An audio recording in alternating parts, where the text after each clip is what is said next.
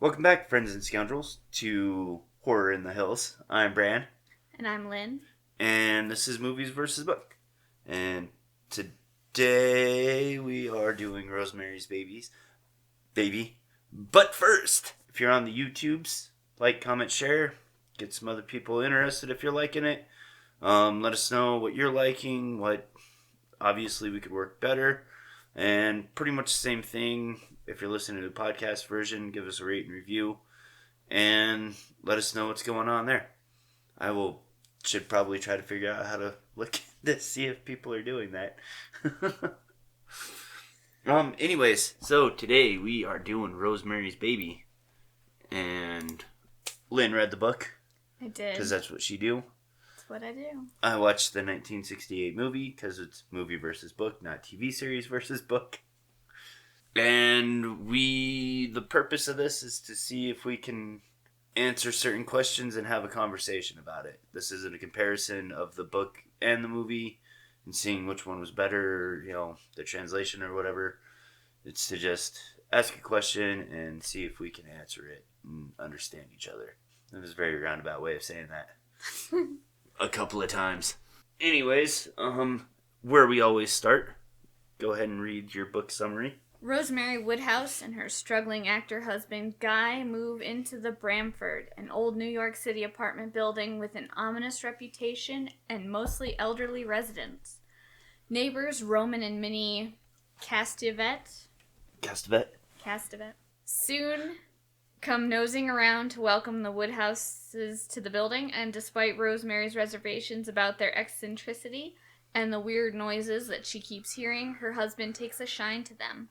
Shortly after Guy lands a plum Broadway role, Rosemary becomes pregnant, and the Castevets start taking a special interest in her welfare. As the sickened Rosemary becomes increasingly isolated, she begins to suspect that the Castevet circle is not what it seems. Wow, way to just tell you the story summary. Yeah. Don't need to read it now. All right, here's for the movie. A young couple move into an apartment only to be surrounded by peculiar neighbors and occurrences. When the wife becomes mysteriously pregnant, paranoia over the safety of her unborn child begins to control her life. That's a better summary. Oh, that kind of sums it up too. It's Yeah, I mean, this is pretty straightforward. It is pretty straightforward. Story. Lay down. I'm going to apologize too. I might cough a little bit. This is by the same gentleman. The book is by the same gentleman who did Stepford Wives. Ira Levin. The movie's directed by Roman Polansky. There's some things that people have to say about him.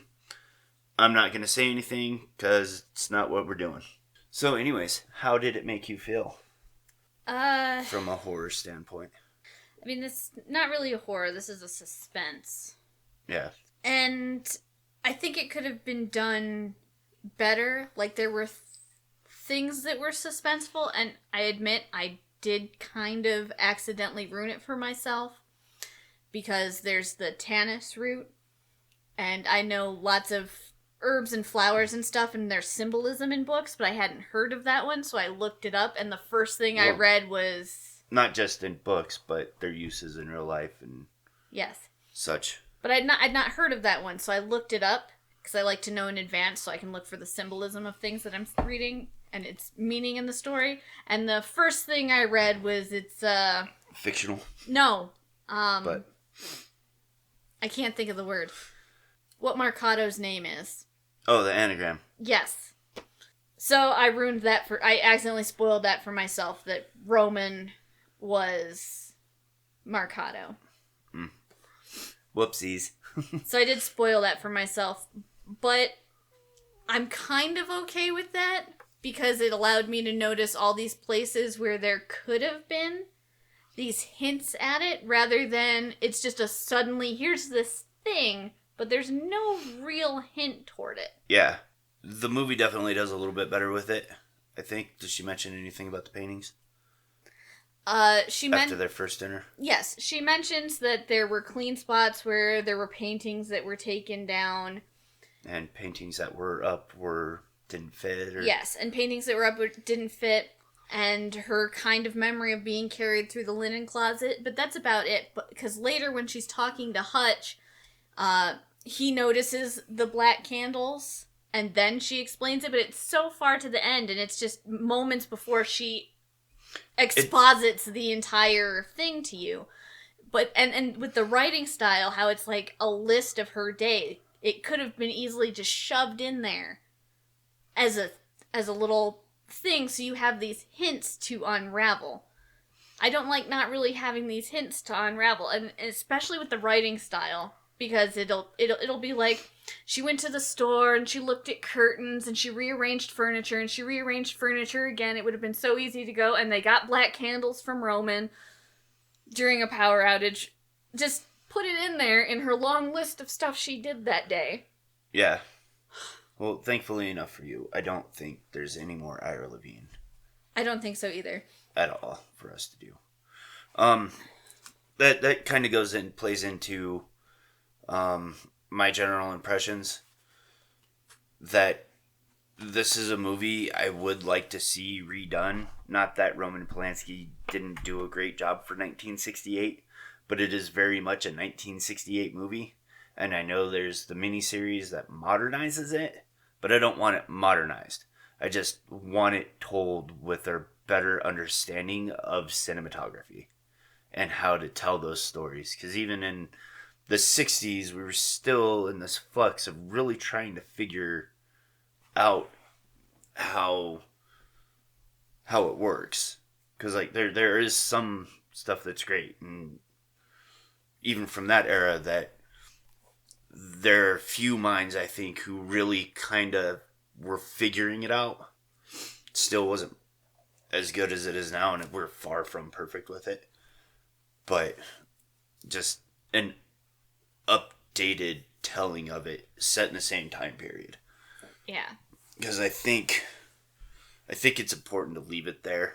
But there is some suspenseful build-up. Most of it around the odd behavior of Guy, though. I would have liked to see more of the stuff like the picture things. Have the candles mentioned, earlier. Maybe that some of the other tenants also smell like tannis root. It's just, it all comes down to the writing style, I think, which makes it hard. Comes down to the writing style, and I think it's one of those horror suspense that everything seems relatively normal or is supposed to until you realize that it's not, and then everything starts cascading. But yeah, the movie definitely sets a lot of that up. I mean, I didn't necessarily feel any horror related emotions as far as discomfort or anything. I did recognize a lot of the things, like Guy's behavior he does. I've got quite a bit of notes on his control and the abusive nature there, and everybody else. Mind you, that was also on the second viewing I made my notes, but a lot of the stuff you see right away. Yeah. And I kind of knew the story beforehand, so I kind of knew to look for... it had been spoiled, so I was already in a space where I could look for things. I didn't know anything about it. But his controlling, and I like it better, especially compared to Stepford Wives, because in that one he's trying to control her also, but to make her a perfect thing. Guy doesn't really want to change Rosemary. He just wants to get through this thing so that they can have everything that they want. Well, and at the end of the movie, that is kind of how he posits himself. But he does still have to be her handler. And because of that, he has to keep her from going places. He's, the wall of isolation between her and their previous friends. And yeah, because I didn't really see him as controlling up until he joined the coven and made this promise to have Rosemary carry the baby, because she makes choices up until then. She arranges the furniture. She convinces them to change over from the house they were going to move into to this one. She makes him go out to dinners he doesn't want to go to. She makes all kinds of choices that he goes along with. It's not until she becomes pregnant that he has to be her handler. that he really becomes more controlling. So, can we move into characters? Sure. Do you think? Because it kind of plays in. Yeah. So, do you think the portrayals of the characters are realistic to the settings? Their qualities and choices? So, I'm going to start. This one's a little bit hard for me because of the bad 1960s acting. But that aside, the bad acting is really only in the beginning, too. I do think as the movie progresses and everybody gets a lot more comfortable with what they're doing, especially Mia Farrow, because she was relatively new to acting, and it was Roman Polansky, and, you know, that's like working with Steven Spielberg now. You keep saying that name like it means something to me. I don't know anything else that he's done. Okay. But anyways, the new actress jitters, I think, was a little bit of it. And I think when she started getting comfortable with the role and some of her own real life stuff going on with her husband, Frank Sinatra, it helped put her in that place because similar situation with him. But she is a little bit difficult to relate to in the movie. And her and Guy's relationship, for the most part, they don't communicate about doing anything at all. Each one of them just makes decisions, and the other person just kind of has to go along with it. They're kind of just like roommates rather than married. Kinda. That's the impression I got from the book. Because, like, that's right from the start. The only decision, really, other than having a baby, that they actually communicate with each other on and decide as a couple to do is to move into this new apartment. Like, she does have to work to convince him a little bit, but it's still an actual conversation of, is this the right thing? Can we handle it? You know, a conversation that you and I would have moving into a new place that we've had several times. But, like, she goes and gets her hair cut. And I bring that up because we've had that conversation several times. Especially you cutting your hair. I'm never going to tell you not to, but we talk about it. Whereas she just went and got her hair cut. And kind of blindsided him with it. And what else is there? Giving into the situations where a decision is made or something. Or there's a couple of times where she starts a conversation and it's like a conversation that they need to have. Like, she brings up, hey, you're not looking at me. She just backs out of it. And then she's like, oh, never mind. Yeah. What the hell is that? No wonder you're in this terrible situation. The dialogue isn't great. The castanets, they're exactly what they're supposed to be, I think. Wacky, crazy, eccentric. I think they're exactly what they're supposed to be. I think Rosemary's kind of just meh. She's a plain Midwestern girl. She is from Omaha. She is from Omaha. This relates, and I had a question. Does it say anything about if she's the youngest child in the book? I forget which child she is, but she does have brothers and sisters she doesn't talk to. I think she is the youngest, yes. I get the impression that she's the youngest. She's talking to Minnie about it. Well, Minnie asked her, do you have any siblings? She has 3 brothers and 2 sisters. But she doesn't say where she fits into that hierarchy. Yeah, just that they all have tons of children, and she's got like 27 nieces and nephews all told and whatnot. And the fact that she's the last one to get married and everything, too, would imply that she's the youngest. Yeah, but to a Protestant, so it doesn't count. Whatever. But yeah, she's from Omaha, which at the time meant something. Small towns. Hutch was fun. I would have liked to have more Hutch. Is there a lot of Hutch in the book? In the beginning, when he's trying to convince them not to go, and he finds out all this bad stuff, and he's the first one to tell her that she doesn't look right when she's pregnant, and she runs away to his cabin before she finds out that she's pregnant. When they're having their difficulty with communication, she runs away for a while to give him space. And they call and chat and, I miss you, and I think it's an absence makes the heart grow fonder situation. I mean, it's only for like a week, maybe a little more, maybe just a weekend. I don't know. I don't remember. But she just up and goes. And then comes back and they say we have to be more open with our conversations when we're talking to each other. I think that's what our problem. And he says, I agree, and nothing changes. So, she doesn't go to the cabin in the movie. She's pregnant, and that's when they decide to start being, or maybe it's when they decide to have a baby, because he comes back or whatever, and he's like, let's have a baby. She's like, okay. Do you mean it for real? And because, like, she's wanted a baby. Yes. But he doesn't want to till he's a bigger deal. Yeah. And that never really comes up. It's just, all right, let's do it. So for me with Guy and the movie, I think, God, I say that a lot, even though we're not actually supposed to be comparing.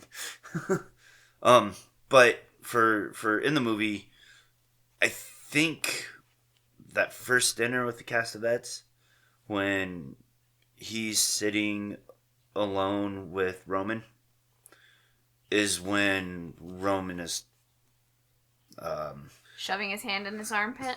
No, taking him bringing under his him wing, in, taking him into the fold. Well, I think it's because he's an actor is what makes it so easy. No offense to actors, but he's very easily plied by his vanity and this promise.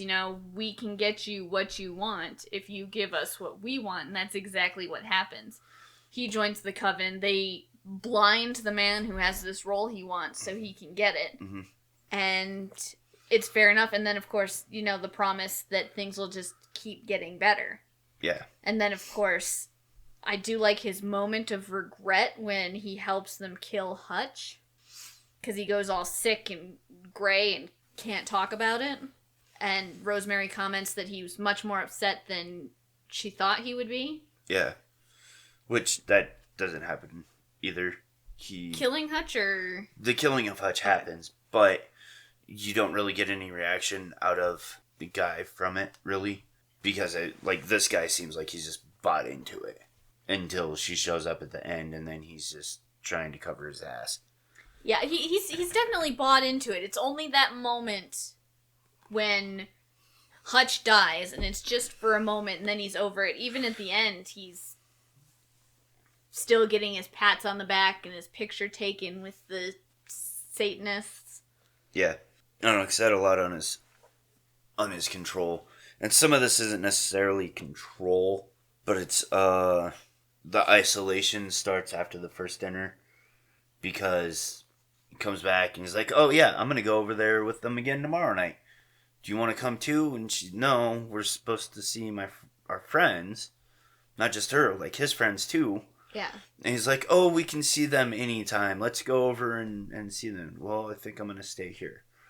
And then from that point on, Hutch is the only person that she sees until she sets up that party.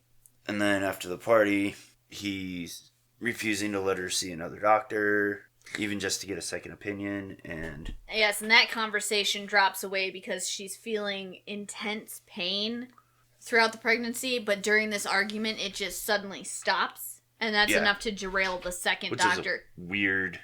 It's enough to derail the whole second doctor conversation. So it's another dropped conversation. It is, but I mean, with the pain dropping, she doesn't need to, and she starts feeling the baby move and stuff. So, but the moose, and there's, a little bit of that gaslighting thing that we've talked about before. But this is an instance where it's character actually gaslighting. I don't think it tastes funny. Yes. And some of the other things... You're going to hurt her feelings if you don't eat it, even though she's not here to know. Right?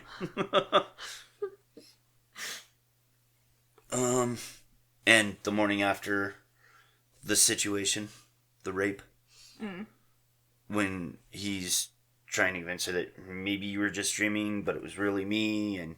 oh, how dare you think I'm a monster, and... She doesn't mention the monster. She's just too caught up with the fact that she's upset that he would do that while she was unconscious. And he said, well, I was drunk too, and she's still not okay with it. She doesn't mention that... She's talking about her dream. She doesn't do that. In the movie. Which I made notes on, but I don't know if it's important to go through. Because she's just got scratches, and he says, I already cut my nails, so don't bitch me out. Yeah, but then she's describing, there's all these people, the Castavets were there, and you were there, and then there was this monster on top of me. monster. Oh, man. That's a new one. Or something. Like, feigning that his feelings... Like, he's obviously not actually, but he's like, no, it was me. It's okay. On a boat with Jackie O and the Pope. I didn't get Jackie O. I don't know. Because she has a dream earlier on with nuns. And one of the nuns comes to visit her. Or talk to her or whatever. And then I think it's the same nun comes to talk to her about, it's the mouse bite, you need to come out of this, blah, blah, blah. If you need help, I'm here for you. While she's in the middle of the big dream. Yep, that's the Pope. She has the nun dream the first time, but it's the Pope and Jackie Kennedy. Jackie Onassis. Yeah. Because they're on a boat. And it jumps back and forth between her actually having a dream and her overhearing conversation. And that's the part where I told you to shut up and let me read, because I was trying to follow where she was dreaming and what was actually conversation.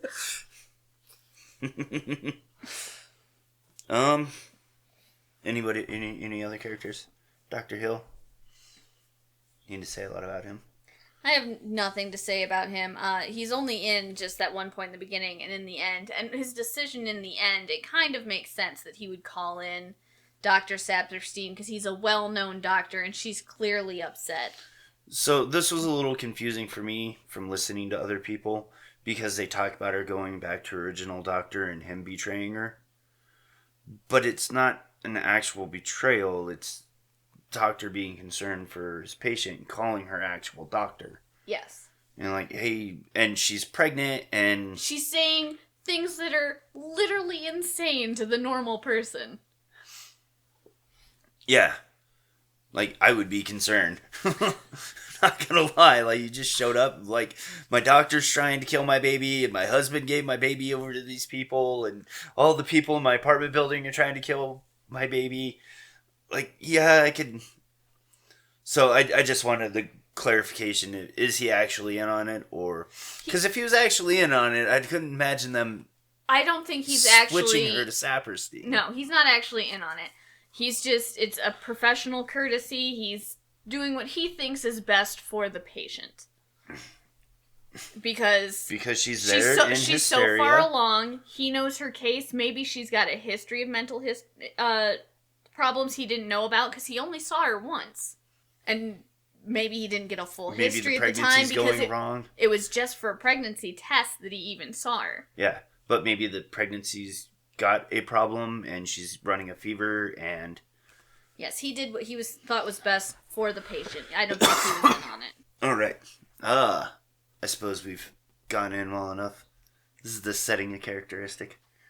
The Bramford, yeah, I would say so. Oh, it definitely is, because it's got that long history that Hutch goes into. It does have the history of it, yeah. And it's known for things kind of like this happening there, because it's probably on a cross of ley lines or whatever. I would imagine. The movie or book doesn't say so, but... It's a strong possibility. The connectedness of the apartments and how multiple people in the complex or building are involved. Oh, we forgot to talk about Terry. Does Terry exist in the book? Terry exists in the book. So, I'm under the impression that they were maybe trying with her first. 100% yes. Okay. It's very implied in the movie, but she has the charm that is given to Rosemary first. And Rosemary even comments, this was Terry's, I don't think I can.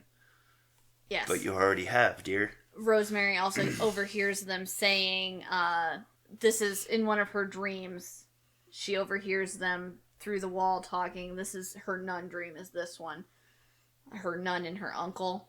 Mm-hmm. No one said it had to be a cracked out homeless girl. It just has to be a healthy young woman who isn't a virgin. We didn't have to try with her. And they're arguing about that they didn't have to use Terry. They just need to find somebody new. So it was definitely what Terry was supposed to be for. And he says, you shouldn't have told her anything about it beforehand. We would have just taken care of it afterwards. And that's why she killed herself, is because... You don't actually get the argument fully, like you hear it kind of through the wall, but it just sounds like hearing people yell through a wall, kind of. And it's just a couple quick words and then music or whatever, then it sounds like a party.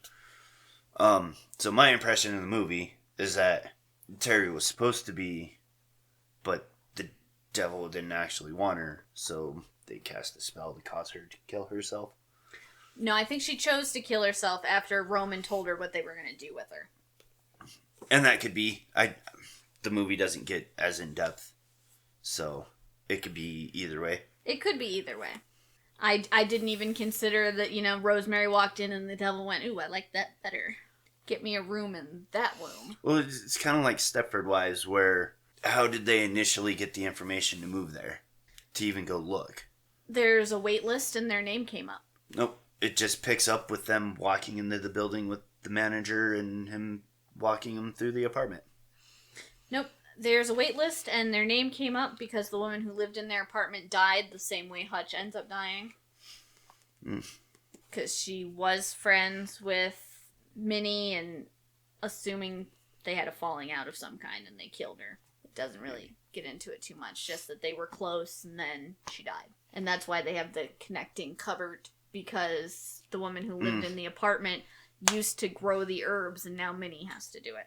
Yeah, because in the movie, the manager's walking through with them and there's a secretary. Cupboards, I suppose. It's a big chest. So yeah, setting, characteristic. Yeah. I don't think we've had a book yet where it wasn't really. Old creepy house where Roman's father did his business when he was alive still. And now I think Roman it goes does into that a little bit. How'd you find the pacing? a drag and then everything all at once. Like the Stepford Wives? Like the Stepford Wives. This was paced pretty well. That probably goes more into the director than it does the original author. Because there's always something eventful happening. I mean, I know I stopped a couple of times like, oh my god, there's still an hour left or whatever. Because it's like a 2.5 hour long movie. But it didn't feel like it. It was just like, oh my god, I still have this much to watch. And then I'd continue watching it and it would be over. Yeah, because it doesn't really pick up until Guy joins the coven, which is 100 pages into the book. Jeez. They don't stop describing Rosemary decorating the apartment until 25 pages in. It's a ridiculous start. I don't care about her lemon yellow wallpaper. Oh, God. So much yellow. Why? I don't know. Maybe it reminds her of sunflowers. Maybe. Sunflowers are a big thing around this area. Well, Omaha's like way over there, but... We're so far away from Omaha, we're not even considered a part of Nebraska. We're practically a different country entirely. Yeah, pacing wasn't really too bad for the most part. Like I said, there's always something entertaining happening, so it doesn't feel like a slog. Just kind of goes, and then it's done. 2.5 hours later. Yeah, this one, it starts slow. I mean, once it gets moving, it's good. You just gotta get to the point. You gotta climb that hill first. Alright, the fun part. Philosophies or messaging behind the story. Themes and all that junk.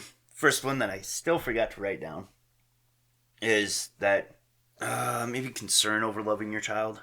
Or, the worry, is my child gonna turn out right or whatever. Yeah.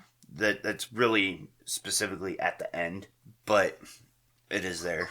Yeah, there's the theme over the concern of the health of her baby, but it's kind of like, it's almost just like an afterthought. Like, she's feeling pain, is it okay? But they tell her it's okay, so she stops thinking about it up until she thinks about it again. It's not like a constant worry thing up until the end. When, mama's coming. Yeah, and that's, a real fear. A lot of, I think probably just about every mother faces and father is, what's going on, because you can't see what's going on inside. And, even though we have all these tests now, they're still not 100% accurate in both ways. Yeah. Because, I've heard plenty enough stories of people who've gotten what are they? Sonogram. The sonogram test. And they got undesired results. Oh, you're not talking about the sonogram then? No. I'm talking when they stick the big-ass needle in you and pull out DNA and test it for Down and... Yeah. And stuff. And, like, people got undesired results from it, but decided to continue on with the pregnancy, and the baby came out just fine. And then there's other times where you do it, and the baby seems perfectly fine, but still ends up having something. So these two kind of go hand in hand. The fears with new medicine and stuff, which in our current state of existence we're dealing with the COVID-19 vaccines. Yes. They're gonna have Minnie mix you this drink because it's fresh and we know exactly what's in it, rather than these modern neonatal pills. Yeah, they're the best science has right now, but they sit on shelves forever, and who knows what that much does they to them. lose. Yeah. And, like, it makes those comments, but it doesn't specifically explore that side of it. The side of it that I find a little bit more interesting is the use of herbalism and more holistic practices and tying it to Satanism to make it look bad. My thing is, like, up until this point, Rosemary's not on board with Minnie and Roman.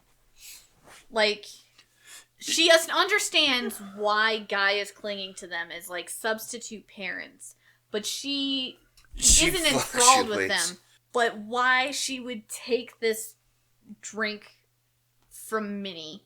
Because the doctor said so, which is why they had her go to that doctor. But, I mean, in the movie, she goes back and forth, and sometimes she takes it, sometimes she doesn't. She starts suspecting things for a little bit and just stops completely. And that's right before they have the argument and the pain stops. So she's been drinking her own thing. Does she do any of the raw meat eating in the book? Yes, she eats raw meats, and, like, that's all she eats, and then she stops taking Minnie's drink, too, and starts making her own, an egg, sugar, and sherry, which triggers the argument with Guy. And they start talking about, because she's starting to suspect they're part of a weird cult. Mm-hmm. And Guy convinces her that Dr. Saperstein isn't, so she still trusts him. Yeah, and it plays into that. So now he puts her on pills, because now it's fine. Well, you're late enough, and... Whatever I gotta tell you. I got these new stuff, and... Yeah, but it plays into that. If you can't trust your doctor, who can you trust? Which is, again, something that we're dealing with currently. You know, listen to the experts, but... There are some of the experts that have been lying to us. And there are all kinds of experts in this. So who's actually correct in this? And I don't want to get too deep into it, but the controlling forces, not just Guy, but the cult in general, which listeners, you're going to hear this a lot. You're going to hear it a lot too. You already have. But my speech that I gave for our mini-con dealt a lot with that, how the devil is the omnipresent force, and then the cult is acting on his behalf, and they're helping move all these things into place, and acting kind of like a media force too, and propagandizing her to get what they want out of her. Something nobody else talks about. But you know how all these things work, and I know that can sound a little conspiratorial, but it's happened so many times in the past, and even our recent past, and will continue to happen until we stop accepting it. And it's something that comes up so often in horror movies and thrillers and other adjacent movies through decades. And her being drugged into complacency so she doesn't argue as much. Yes. Which, after he gives her the pills, she has a moment where she just walks out of the building and right into traffic like she's in this haze. Well, I suppose that's... And it's when she gets rid of the locket, but it's after Guy's already also thrown out her book. Yeah. But I'm also, I also took from it that the neonatal pills weren't just vitamins, that there was something to help control her and drug her and keep her kind of lucid, because she just blindly walks right into traffic without a single care. Well, maybe that didn't come across right in the movie, because in the book, the reason she does that is she's not paying attention because she's got all these thoughts because she's just now realized Guy is in on it. She's just now completely committed to the Guy is in on it. He's trying to take my baby, and that's all she can think about. And it's not the drugs that make her walk out into traffic. It's the stress isn't the right Lost in word. thought. Yeah, but like that hyper stressed kind. I'm missing a word again. I'm not wordsing today. I'm not finding it. I'm not wordsing today. Well, I mean, hysterical. I used that word earlier. She's hysterical. And that's why she walks into traffic. Because she's not paying attention because she's hysterical. You could definitely take that from the movie. Like I said, it's more muddied, though. Because, like, she visits Saperstein, and he's like, okay, we don't have to do the drinks anymore. She's like, I'm not drinking that stuff anymore. You can't make me. I won't do it. And I think she even maybe convinces him to send them away. But, like, back to the pacing a little bit. It's not really clear sometimes, the flow of time. So it's hard to tell if it's the same day or later on. But I forget now. Does she visit him after Hutch dies or before? After. Because that's when she realized who Roman is. And she says, I don't want to be around them anymore. I want to move. I want to leave. And that's when Dr. Saperstein says, well, I have it on strictest confidence that Roman's dying and they're going to go to Paris and die there. They just didn't want to upset you. So, she's read the book. She goes and visits Saperstein. She comes home. She's looking for her book, and Guy's thrown it away. And then she goes out. So that's why I'm a little bit muddied that it could be the pills. That maybe she took the pill. And I guess I could see that. It's very clearly hysteria in the book. Poor communication is a theme. Because good communication is important for a strong relationship. No matter what relationship that is, if it's a household partnership or your parents, co-workers, friends, whoever, you need to be open and honest with them. There's some things I need to tell you. You're going to make me read another terrible book? Probably quite a few. There's quite a few Stephen King books on there. I know. But I think they're better ones. I don't know. We digress. And then the religion aspect to it too. Because at their first dinner, Roman's very open about talking about his distaste for the Catholic Church and their hypocrisies and stuff. Which is ironically hypocritical because they're doing a lot of similar things with her. Because Rosemary still has respect for the Pope because she's a Catholic, even though she's now agnostic, and it's just ingrained with her to still have respect for the Pope, and Roman says you shouldn't. They're con artists. Mm-hmm. The actor aspect of it. Yes. And the theatrics. Yes. And what they really spend all that money on. And it's... I'll get into it a little bit better with Ryan, maybe. But that's a better understanding of the church and how much influence that has had through time and even into our current societies, or 1,000 years or so. Yeah. Of the systems that started then and the witch trials and the I've lost the word now. Persecution of the Jews and Egyptians, Muslims, whoever throughout time in their effort to take control of things. Yes, I like that she also refines her religion in the end, too, because she starts praying again when she's trying to build up the strength to go rescue Andrew. Yeah, the movie doesn't do that. Yep, before she goes into through the closet, she takes a moment and she stands there and she prays the Hail Mary, which makes sense for a mother to do, especially a Catholic-raised one. That was the last thing I had for themes. Do you have anything else? Nope. All right. What's your favorite part? Okay, so my favorite part doesn't exist. My favorite part is headcanon that comes after. Okay. My favorite part is actually part 3, when she goes through the closet to go into the room to rescue Andrew. And everyone's gathered around the baby and all these people. And you've got Laura Louise with the baby. with the baby, and she's in shock. But once the baby starts crying, and she goes to him, because she's actually already seen that he's got yellow eyes and whatnot, and now she's in shock. But when she hears it crying, that mother instinct, she's the internal monologue, it doesn't matter that his eyes are yellow or that he's got horn bumps or claws. It's still her baby. So she goes to it, and Laura Louise doesn't want her to, and Roman steps in and lets her. And she's kind of in this space. It's a weird kind of stilted conversation between her and Roman, where she says the clothes in the room, or the clothes in the name.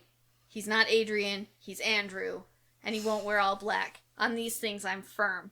Where it gives the impression that she's going to be willing to go along with it as long as she gets a say. And everyone, Roman starts to argue with her, but Minnie says, "Hail Andrew, hail Rosemary, mother of Andrew, hail Satan," all that stuff. And then she has her internal monologue, maybe, even though he's the son of Satan, I can still raise him right because I'm still his mother. And that's where it ends. My favorite part is my headcanon that I would like to see, and I was hoping for, because I found there was a sequel, but I was drastically disappointed. Yes. Was, I would have liked to have seen afterwards Rosemary maybe, going along with it, because I'm still the mother, to an extent, and seeing, because she is the mother, so she's going to get these benefits, and Guy is really nothing. I would like to see his life start falling apart to show how he was just like a pawn. How he was just like a pawn. And how you get used by things and the themes that go along with that. Oh, especially with my control. Yes. And how... to see him start losing everything and maybe see him become desperate, but Rosemary, because he's the one who did this, just being above it all. And maybe because I like it dark, Rosemary eventually even giving into it, because she's already a person who doesn't really have a very strong will. Her will only came about as a mothering instinct. And she's got these people and saying, hail Rosemary, and she'd be treated well by this cult as the mother of the Antichrist. And especially seeing maybe some younger crowd come in because they're all older, and her being treated really well. And getting all these benefits now. Certain level of reverence. Yes. And with absolute power. And seeing her start to go darker. And losing her conviction to raise him right. Losing her humanity. And... Yes.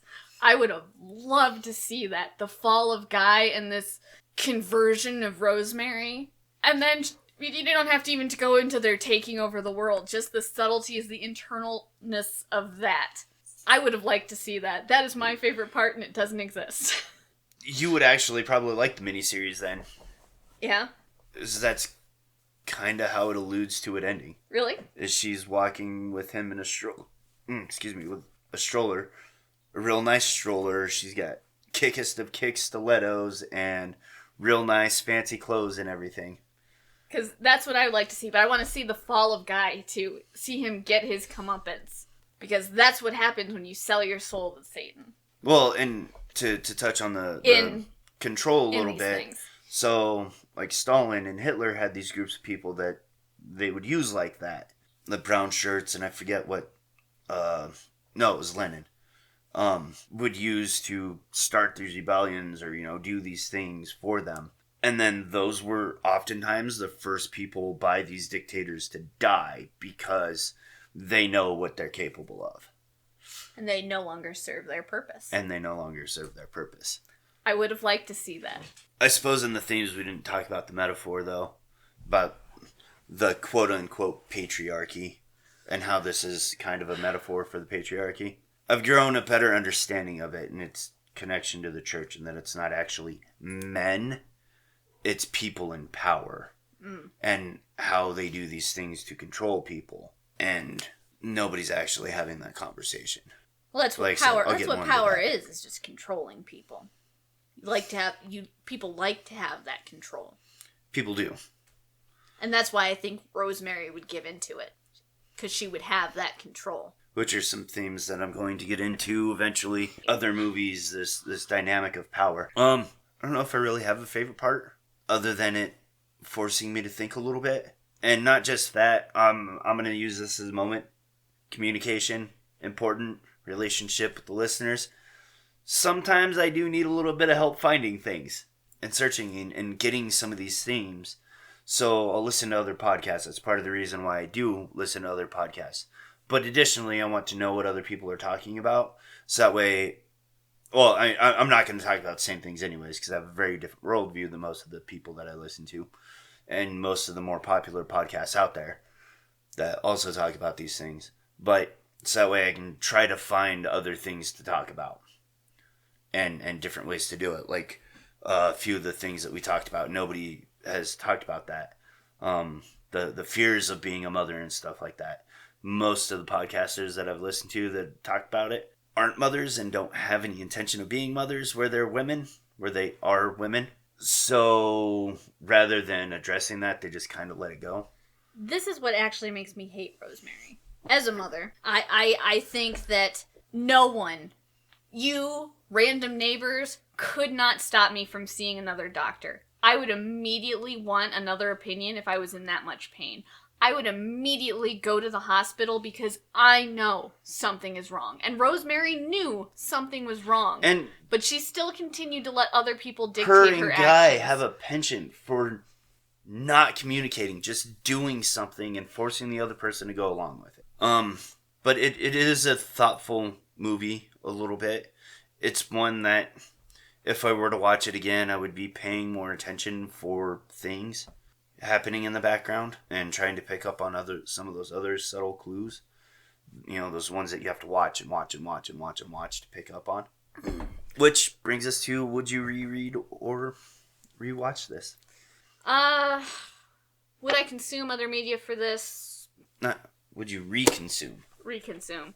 Would you reconsume the book? Or consume, because I have ended up watching the movies for everything we've read so far except for Hellraiser.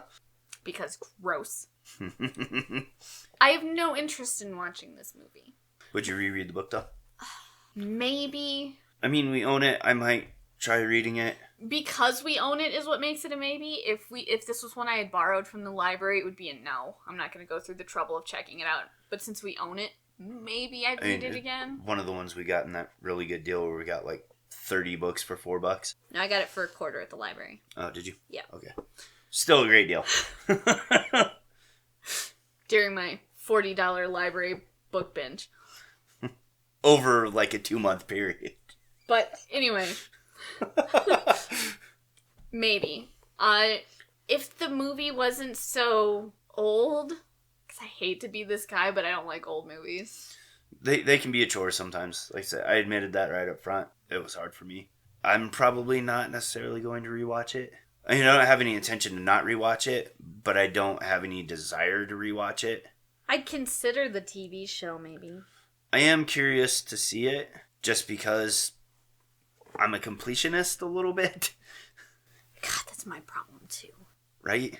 Because, I almost want to watch the movie because of the completionist thing. I like to compare.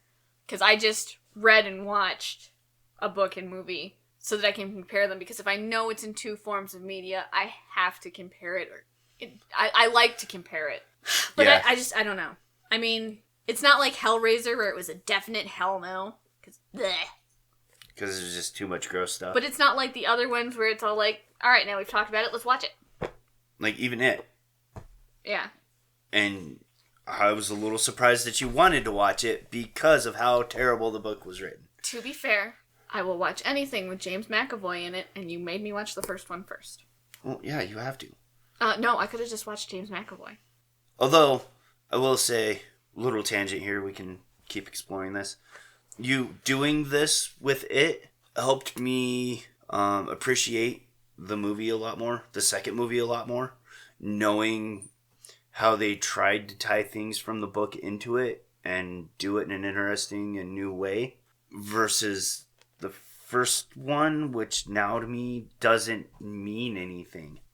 Like, it's just a first part of the story for me now. Well, I'm glad I could help you derive more pleasure from the second It movie. I mean, I liked it a little bit more to begin with anyways, but Because it's a lot more entertaining. So, did this pass our... I think we were actually able to have a pretty good conversation about it. So yeah, I'd say this is Yeah. a pass.